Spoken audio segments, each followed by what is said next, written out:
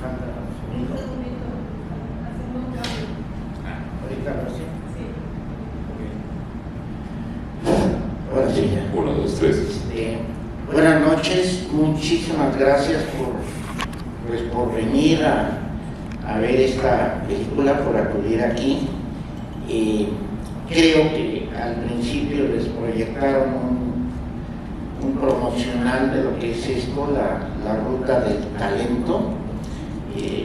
Les comento nada más, esto es una iniciativa de la empresa Alphaville Cinema junto con el INCINE a través del Fideicomiso Focine para promover este tipo de mini retrospectivas de realizadores jóvenes o la nueva ola de realizadores que están produciendo y dirigiendo películas actualmente y que no son, digamos, los de la vieja guardia, si pudiéramos llamarlos así, y que por cierto quedan muy pocos directores de la vieja guardia. Entonces, este es el tercer año donde hemos recorrido diversas ciudades del país presentando a jóvenes directores, gente que bueno, tiene ya una obra, por lo menos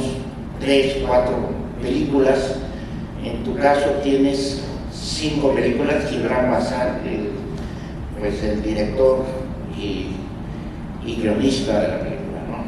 Sí, muchas gracias. Tienes ya 5 películas, de las cuales 4 has estrenado y tienes una pendiente. Una pendiente, exactamente. Y esta es tu ópera prima. Sí, esta fue mi primera película, es la que uno más quiere y al mismo tiempo de repente hubiera querido meterle más cosas. Es la imperfección total cuando uno comienza. Es una película pues medio salvaje, artesanal. Así la ves, una imperfección total. Sí, uno se da cuenta a medida que vas haciendo más películas, pero esta película pues yo la quiero mucho porque ayer te contaba, incluso algunas tomas se iluminaron, no tenemos para apagar luces todo el día, y algunas tomas se iluminaron con luces de coches, de amigos y de motos ahí en el estacionamiento. En el estacionamiento, entonces los propios actores hacían hasta con linternas y todo para meter ahí la luz, y fue totalmente guerrera y artesanal esta película. Muy artesanal.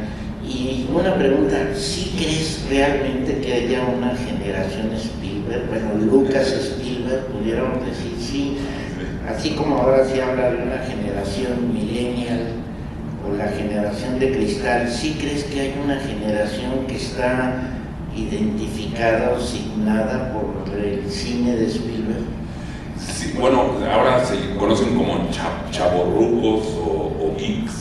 Pero sí, ¿Tú estás en eso? totalmente. Son gente que creció en los años 80, que pues crecieron, vieron el extraterrestre, vieron Star Wars, gente que creció con esta mercadotecnia muy establecida de los años 80.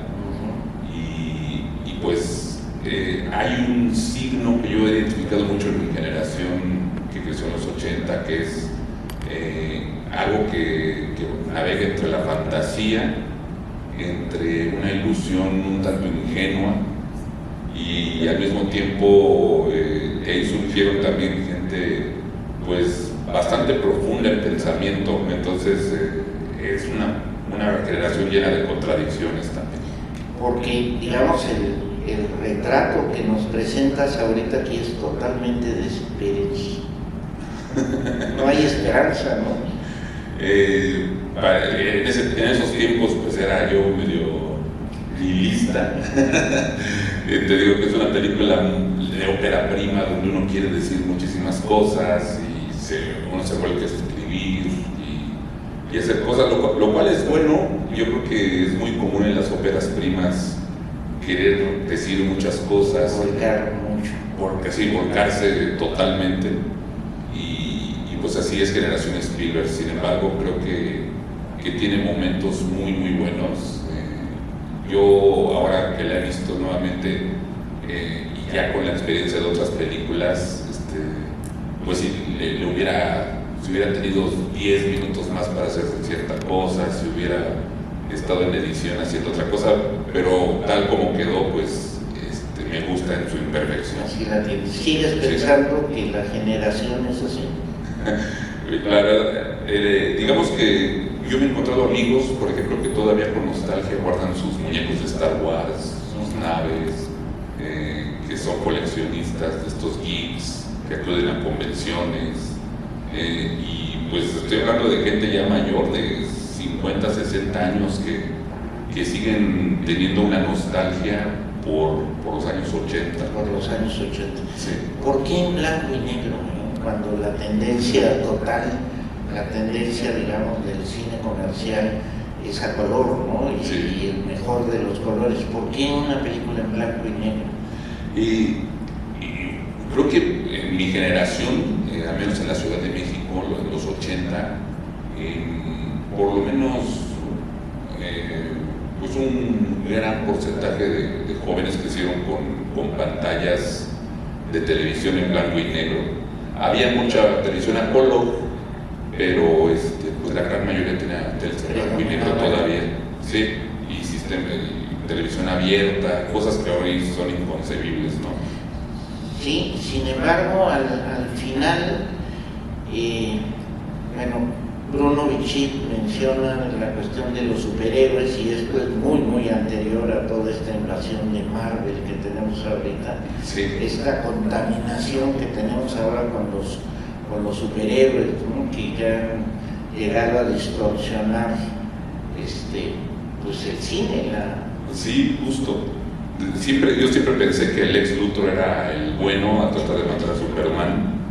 Y bien curioso, porque ahora hay una serie en Amazon que se llama The Boys, donde tratan de matar a los superhéroes por esta misma razón, porque los superhéroes, al tener tanto poder, son gente muy mala. Y curiosamente coincide con lo que dice Bruno, lo actualizó. O sea, estamos viviendo en un mundo al revés, ¿no? En un mundo al revés. Muy bien. Y sin embargo se conserva mucho de las ideas un tanto fantasiosas, la ingenuidad de los años 80. Mucha gente de repente sigue erigiendo sus vidas con base en eso o en mercadotecnia, ¿no? Seguramente. Ahora, una pregunta. Esta película la hiciste primero, pero en la pantalla, en el circuito comercial, apareció Los Rollos Perdidos, que es el documental que se vio el día de ayer, sobre pues el incendio de la Cineteca Nacional en 1982. Sí. Y que pues encierra ahí una gran incógnita con lo que se registró en el 2 de octubre de 1968. ¿Cómo es que, teniendo ya una obra terminada, preferiste avanzar en el documental? Sí, de hecho, pues yo ya tenía lista Generación Spielberg, la tenía terminada, y decidí mejor estrenar primero Los Rollos Perdidos por cuestiones simbólicas de tiempo, digamos. Se cumplían, me parece, 25 años del incendio de la Cineteca Nacional. Justo fue en marzo, el 24 de marzo del 82, y la estrené un 24 de marzo. O sea, coincidiendo con con la fecha del aniversario del incendio de la Cineteca. Del incendio de la Cineteca, la estrené un 24 de marzo de 2012, Los Rollos Perdidos. Entonces, pues era justo para remarcar el aniversario, y por eso decidí estrenar primero Los Rollos, por una cuestión pues también simbólica, para que se viera la importancia del tema, ¿no? Del tema, que era una investigación pues fuerte y que había incluso acusaciones directas. Entonces decidí tener mi ópera prima, ahora sí que mi primera película, que fuera un documental. Ayer platicábamos justo los rollos perdidos de la importancia de que los jóvenes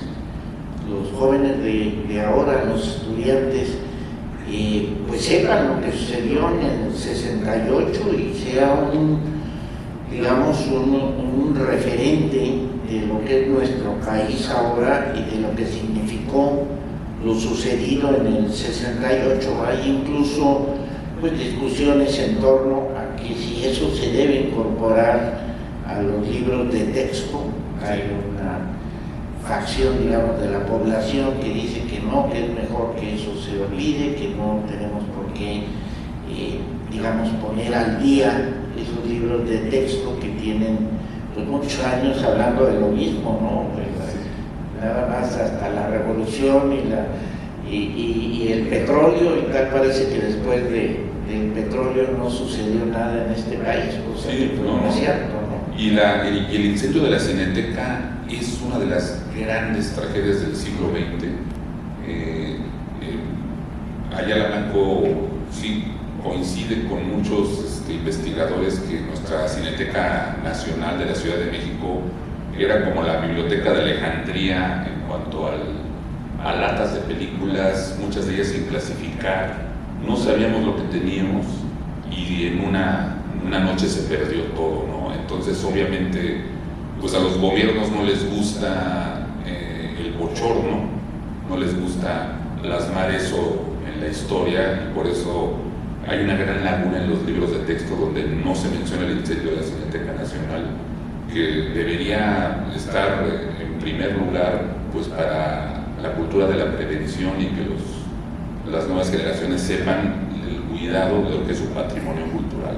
Y claro, se perdieron, no sabemos si cientos o miles de copias y de negativos de películas que no existen más, ¿no? Es como si se quemara de repente el archivo de la nación. De la nación, y no solo de la nación, sino del mundo, porque México, por su tradición de abrirle las puertas a extranjeros de todo el mundo, pues estos extranjeros viajaban también con sus rollos de película, que muchos de ellos eran donados a la Cineteca Nacional.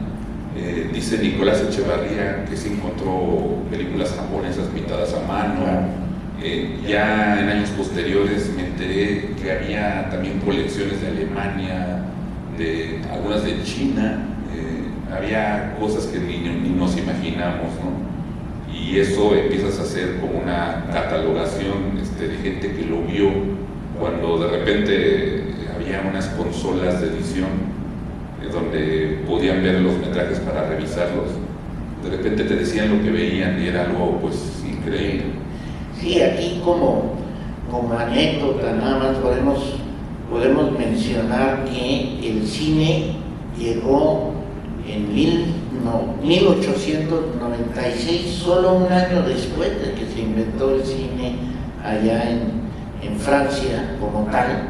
Entonces México fue de los primerísimos países que recibió pues cineastas que venían a filmar y que traían vistas. Entonces pues hay una gran riqueza acumulada ahí, ¿no? Y bueno, después de eso avanzaste con una película muy diferente a todo esto, una película muy singular, que es El Buquinista, ¿no? El Buquinista. Esa no la vamos a ver acá. Esta en esta ocasión no, pero pues ya tendrá su momento. Pero es una película que siguió a Generación Spielberg y es en esa línea también introspectiva. De repente, en este caso es un poco la historia metafísica. ¿Qué trata el buquinista? ¿Qué significa buquinista? Buquinista es un vendedor de libros viejos. Es como un librero de viejo, y yo me fusilé el término de los buquinis franceses que están a la orilla del río Sena y que venden libros al por mayor. Entonces de ahí se castellanizó a buquinista. En Argentina sí dicen buquinistas. Allá sí usan. Allí sí se ha popularizado. Entonces me pareció un título perfecto para la película. Muy bien. Y mañana vamos a ver Mañana los invitamos desde hoy. Sí. Mañana se exhibe. Mañana se exhibe Arritmia, que es otra película que quiero mucho, que se filmó en Sicilia, Italia, y es una película muy extraña porque está hecha por un equipo mexicano en Sicilia y está hablada en italiano. Está hablada en italiano, claro. Sí. Ahí aplicamos la de Chabela Vargas, de que los mexicanos hacemos cine donde queremos y en el idioma que queremos. Entonces, pues fue un equipo me llevé cantidad de personas desde México. Y aceptaron ellos que llegaran tantos técnicos mexicanos. Sí. Ellos pusieron parte también del equipo, ¿no? Sí, me llevé, como nos separaba un poco la Film Commission en cuanto a hospedaje, locaciones, pues sí necesitaba un equipo fuerte y que pudiera yo comunicar bien con ellos. Entonces me llevé un equipo grande a Sicilia y a París y estuvimos filmando cosa de mes y medio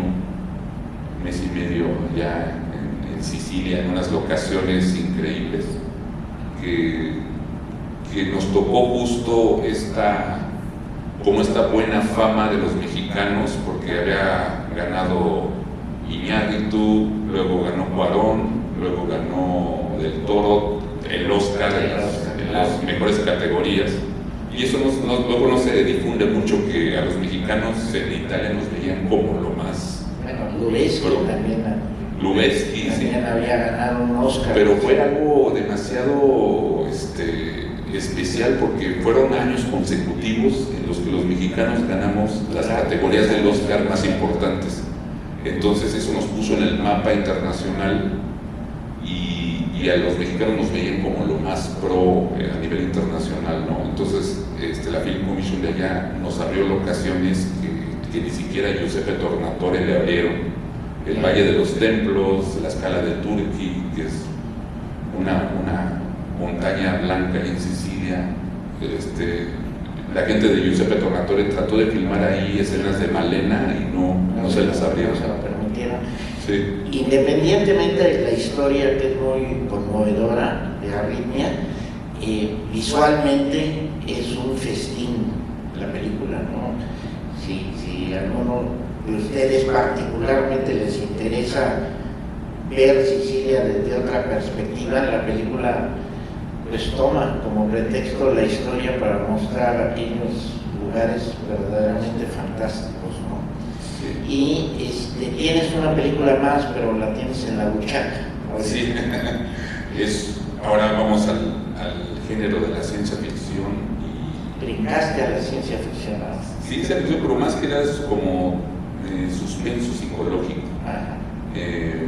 preocupado por las redes sociales y pues la falta de privacidad, porque pues ahora todo lo que escribí, pues un amigo mío me comentó que sabe mucho de tecnología, me dice, ya vienen las computadoras cuánticas y se acerca el gran hackeo mundial. ¿Eso qué es de las computadoras cuánticas? Sí, las computadoras cuánticas, por ejemplo, ahorita hace un año cambió el mundo con la IA. Con la inteligencia artificial. Exactamente en noviembre del año pasado estaban lanzando ya la inteligencia. Sí, todo el abanico de IA que había, y en un año cambió el mundo, todavía no sabemos dónde estamos parados. Y el siguiente paso es que las computadoras cuánticas van a hacer un ordenamiento de nuestros datos personales como nunca antes lo concebimos. Por ejemplo, por el simple hecho de traer un celular, una computadora cuántica va a hacer público mi registro de dónde estuve, con cámaras de seguridad va a ver a dónde entré, va a ver mis búsquedas personales, mis mensajes personales, y eso viene el gran hackeo, porque los primeros que van a tener computadoras cuánticas pues son los hackers.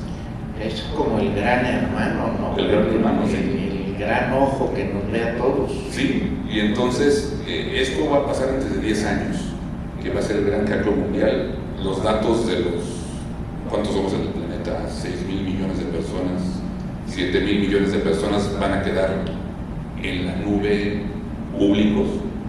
Y entonces de repente si tú quieres saber, no sé, de una exnovia, ver dónde estuvo tal día, te metes a su registro que va a estar en la red, vas a ver sus WhatsApps, sus fotos, sus búsquedas por internet. Adiós privacidad. Adiós privacidad. Adiós vida personal. Adiós vida personal.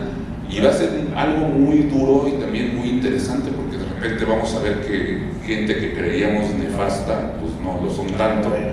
Y de repente gente que siempre ha pues navegado por una bandera de bondad y esto, de repente vamos a ver que son el demonio mismo, ¿no? Como el ex Luthor. Como el ex Luthor.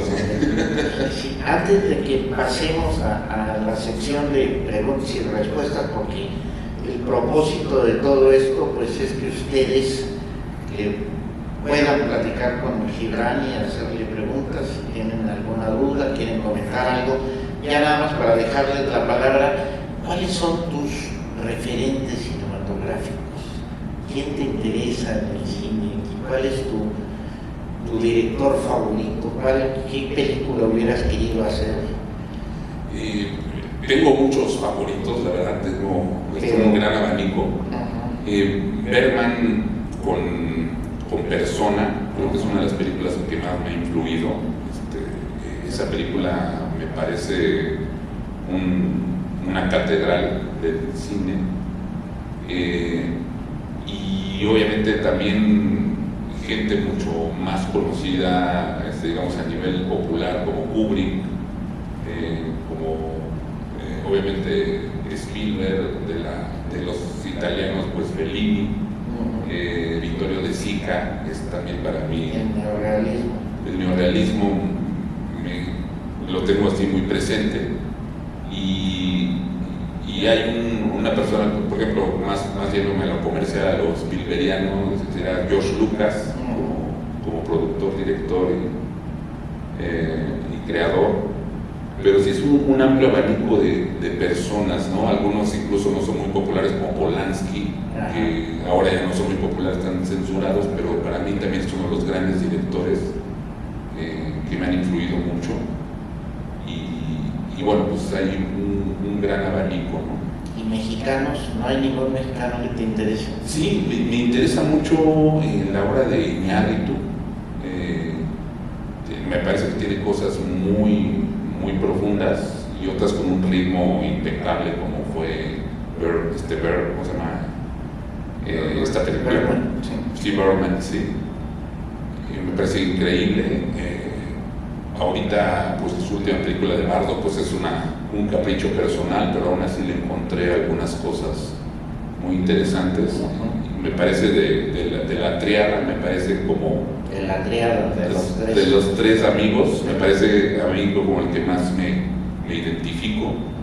Y del Toro me gusta mucho también su estética personal, su composición.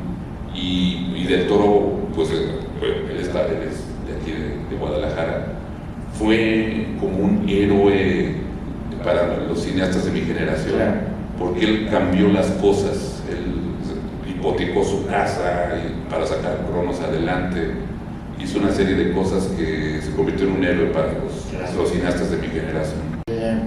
Los grandes maestros del cine mexicano, del cine anterior, no hay ningún acercamiento. No, claro, a mí me gusta mucho el Indio Fernández. Me parece que se necesitaría colocarlo entre los grandes cineastas de la historia, porque casi siempre cuando se habla de los grandes cineastas de la historia todos son americanos o europeos, ¿no? A veces se mete algún hindú, a veces algún japonés, pero me parece que él es como Kurosawa. Yo creo que está al nivel de Kurosawa.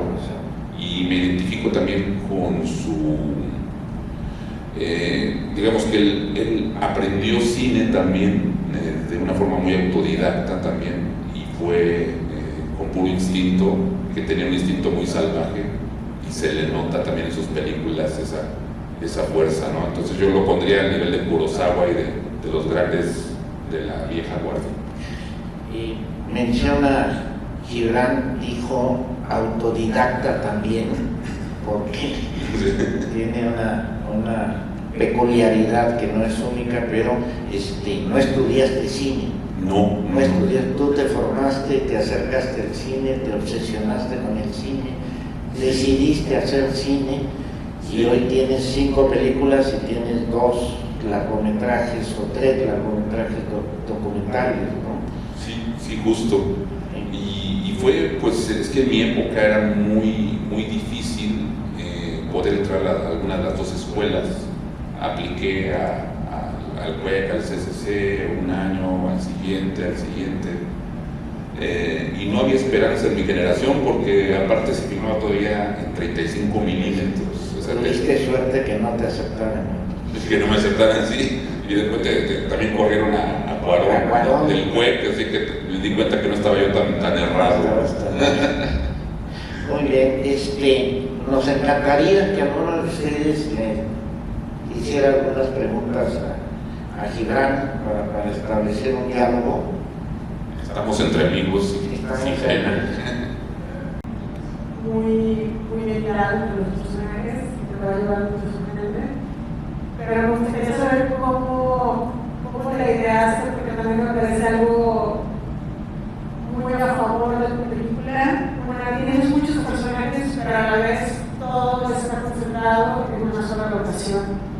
Entonces eso facilita mucho las cosas, pero además está muy bien armado. O sea, todo lo que sucede como en estos espacios tan concentrados me parece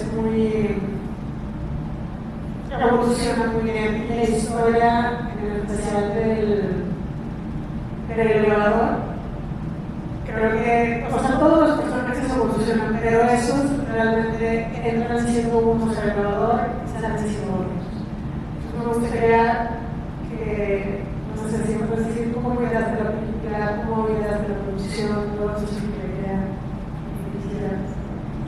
Una gran pregunta porque justo tocaste lo que yo quería desde un inicio, que era que los personajes entraran a un lugar cerrado y salieran siendo otros, que los transformara todo lo que pasaba en medio. Y entonces fue, desde el inicio yo quería que no hubiera un solo exterior en la película hasta el final, y que fueran lugares claustrofóbicos, cerrados, que se pudiera de repente sentir el calor o la oscuridad o el encierro, lo sofocante, y eso me lo planteé desde un inicio. Yo pensé ingenuamente que iba a ser más fácil filmar en lugares cerrados. Fue una tortura absoluta. Filmar abajo de las sábanas, se empañaban los lentes, el calor era insoportable para los actores. En la camioneta pues otro tanto. En cada una de las historias nos enfrentamos pues a la dificultad del espacio cerrado, y uno piensa ingenuamente, pues en este caso yo, un cineasta inexperto, decía no, va a ser facilísimo porque no voy a tener que ver grandes escenarios, no voy a tener que controlar grandes cosas, y me encontré con que tenía que controlar todavía más cosas, ¿no?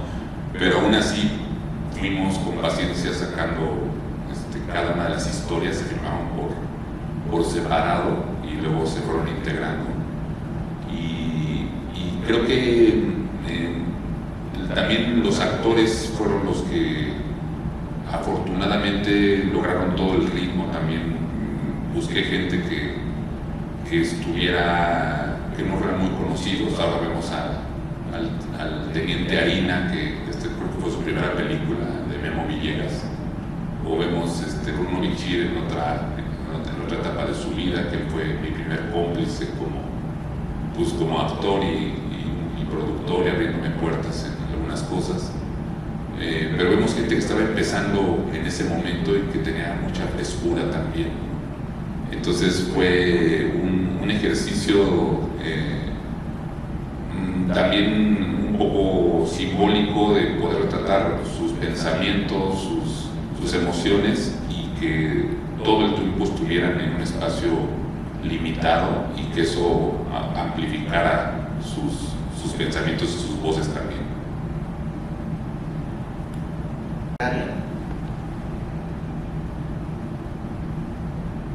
Y saber que esta es como la primera película que filmaste, que dirigiste, y me causó curiosidad de saber por qué irse por una historia contada como más bien por una película contada con muchas historias. O sea, porque entiendo que tiene cierto grado de complejidad, porque decidirte por este camino. Hay un escritor, y bueno, hay varios, pero hay un escritor que me gusta mucho que se llama John Dos Passos, que ha hecho novelas a contrapunto como Manhattan Transfer, es un escritor de la generación perdida. Yo me la pasaba leyendo a muchos escritores, sobre todo de la generación perdida, y me gustaba mucho luego cuando integraban varias historias, ¿no? Y creo que sí soñaba yo con hacer una historia a muchas voces, pero que fuera cantada por un solo signo, que es un signo generacional. Entonces, pues de ahí surgió la idea de ir tejiendo cada historia por separado. Me la pasaba yo haciendo esquemas y cosas para integrarla, porque creo que la integración también era parte del secreto de que fuera orgánica la película. De repente ahora la he visto y creo que si yo le hubiera cortado algunos diálogos, algunas cositas para poderla integrar, pero aún así, tal como está en su imperfección, a mí me gustó mucho. Ahora que la veo, la disfruto. Entonces fue por eso, por digamos que una influencia literaria, pero para llevarla al cine en una película planteada desde muchas voces. En este caso, ¿no tomaste alguna otra película con esa estructura como referente? Curiosamente, a veces cuando empiezo a concebir algún guión, a veces algunas películas se me borran, entonces creo que es más como literario la influencia. Cinematográfico. Sí, más literario que cinematográfico, es extraño. Y me hizo recordar una película de Rodrigo García, que es el hijo de Gabriel García Márquez, sí, que se llama Cosas que puedes decir de ella con tan solo mirarla. Es una película también donde hay 5 o 6 historias y todas se van entrelazando conforme va avanzando la película, y hay un final, digamos, un tanto coral, pero vaya, me recordó. No, la voy a ver y búscala porque es sensacional la película. La voy a ver, está en mi lista. Está en inglés y tiene varios actores importantes, sí, haciendo papelitos pequeñísimos. Sí. Bueno, era una duda. No, la voy a ver. ¿Alguna otra comentario? Ahí.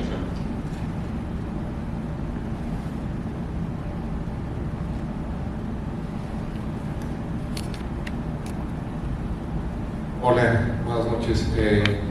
Nada más ahorita me llegó la idea de, quizá no te has dado cuenta, pero está en tu subconsciente quizá, cuando mencionas las influencias, por ejemplo, Iñárritu, pues Amores Perros es una película que se va entrelazando también, ¿no? De esa forma. Y también recuerdo que una película de Kubrick, que ahorita no recuerdo el nombre, pero es una en blanco y negro sobre un crimen, digamos, o se llama algo así como en español El Atraco Perfecto, algo así le pusieron. Quizá la conoces y también se va construyendo en distintos momentos, ¿no? Pero es una historia que al final se une y también es filmada en blanco y negro. Entonces, como ópera prima me parece muy interesante tu propuesta.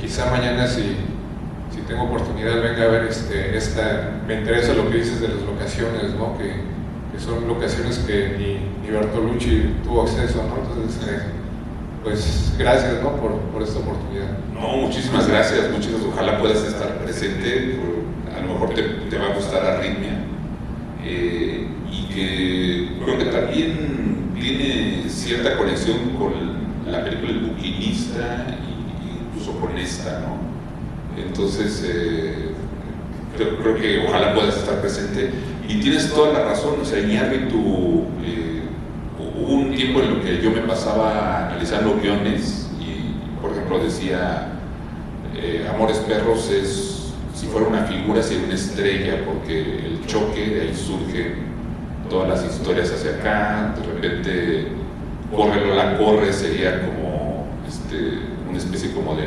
elipse. Hubo un tiempo en los años 90 que surgieron historias en este sentido con estructuras muy, muy interesantes y fíjate que tienes toda la razón, ¿no? Yo creo que por ahí en el subconsciente fue también como retomar algo de eso, ¿no?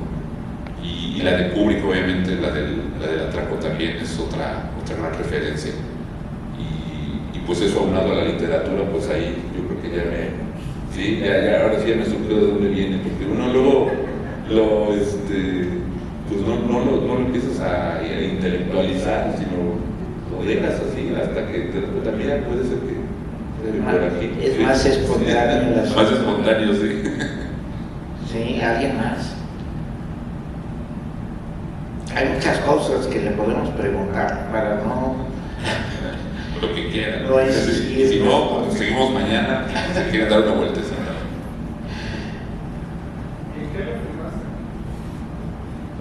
¿En qué año? ¿En qué año filmé esta? Fue exactamente en 2 etapas. La primera fue en 2010, me parece. Y luego se terminó en 2014.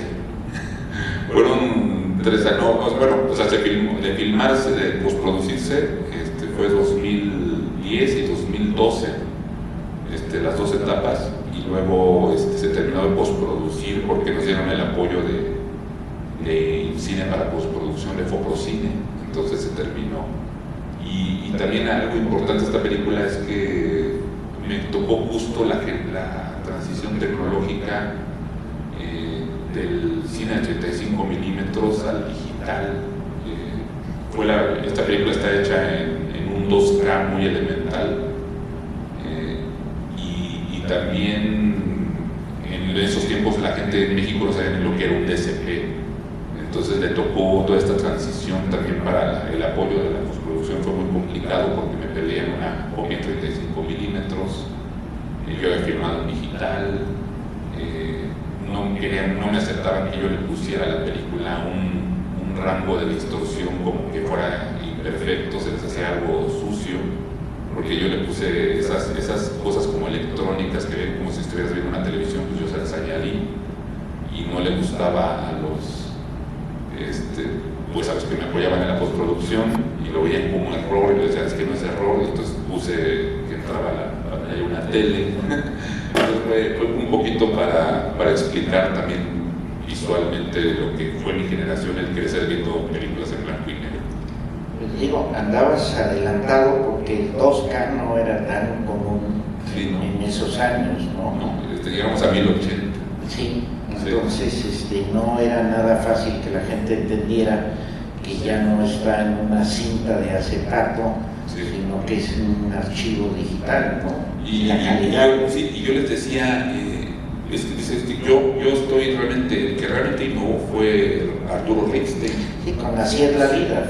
Así es la vida, filmó en digital y realmente no extrañas el 35. Claro. Y yo digo, yo no soy el que está innovando, fue Arturo Ripstein. Yo solo quiero hacer mi película con un rango mayor de calidad digital. Así es. Sí, no sé si estrictamente fue la primera película, pero fue el año 2000 exactamente que Arturo Ripstein hace Así es la vida, y es una película digital. Y para los que estábamos acostumbrados, todos los que estábamos acostumbrados, pues a ver rayas, a ver a veces manchas, a ver distorsiones en las películas, digamos, tradicionales, el ver una película que de verdad no tenía mácula, era impecable como estamos acostumbrados hoy. Hoy vemos ciertas películas y pensamos que siempre fueron así, pero cuando se usaba la cinta digital, pues se iba desgastando y después de ciertas pasadas veía uno muchas imperfecciones. Hoy nuestros ojos pues, están acostumbrados a ver esto, nada más. Totalmente, y en ese tiempo tuvimos que editar en una computadora pues elemental también, no daba.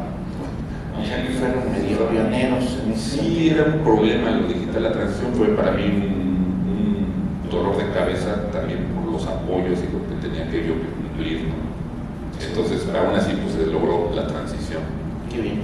Y les comento, hoy en la mañana estuvimos en una escuela, creo que es la única escuela de cine, estrictamente de cine, que se llama Centro de Estudios Cinematográficos de Guadalajara. Donde nos invitaron a sostener una charla y ante puros alumnos de Ciencias de la Comunicación, de cine y de actuación también, ¿no? Y bueno, se prolongó mucho más de lo que pensamos, casi 2 horas la plática, porque pues los alumnos estaban ávidos de preguntarle cualquier cantidad de detalles, desde cómo hacían los guiones o cómo hacía el reparto, el casting que le llaman. Todo bueno, fue una experiencia muy rica. ¿Sí? ¿Alguien más? ¿Sí? ¿En cuántos países, cuántas muestras se empezaron? Eso es muy buena pregunta porque Generación Spielberg dio la vuelta al mundo.